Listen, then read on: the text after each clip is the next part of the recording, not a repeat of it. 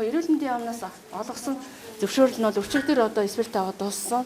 Дахиад нэмэлт одоо хувирлт хийгдээд бас нэг сар гаруй болчихлоо. Тэгээ одоо бол ямар ч байсан удирлуудын төвшөнд бол гэрээгээ манайх үзэглээ явуулсан.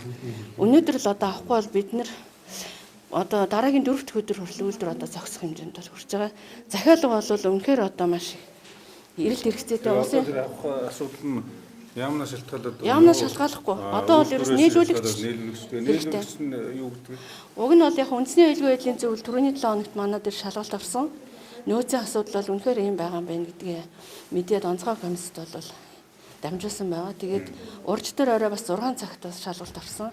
За тэгээд ямар нэгэн байдлаар одоо энэ түүхийн эдийн тасралтгүй ханга асуудлыг биднээс энэ талаас нь бол дэмжиж өгнө гэж явсан байгаа. Тэгээд АФ үйлдвэрийн захиргааныхан бол ямар ч байсан танахыг тодорхой хэмжээгээр түүхийн эдийн нөөцөөр бол таслахгүй байх талаас нь бид анхаарна гэж байгаа. Гэхдээ одоогоор шинэ гэрээ өнөөдөртөө арай үзэглээгүй байна.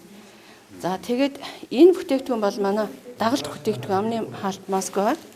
Тэгэхээр энэ бид нар 2010 онд энд үйлдвэр байгуулад ашиглалтанд орсон их жижиг үйлдвэрлэлтэй.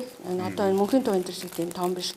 Үйлдвэрийнхээ хэрэгцээ болоод одоо нэг бага хэмжээний хэрэглэгчд бол тасралтгүй хангах болно.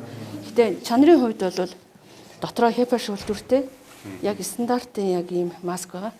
Тэгээ одоо бол яг бид нар ажилуулахгүй байж байгаа сарын өмнөөс одоо ажилд оруулаад эрүүл мэндийн хөгжлийн төвийн дээр дамжуулаад бас эмнэлгүүдийн хэрэгцээнд нэг 60-70 мянган маск бол гаргасан.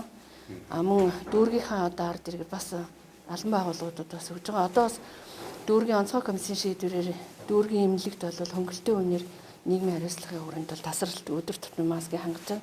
За мөн уурхайн ажилчид бол бүр зайлшгүй шаардлагатай өгж байгаа. За мөн өөр бас тодорхой хэмжээний илүү гарсныг бас улсын эмнэлгүүдэд өгч эхэлсэн байна.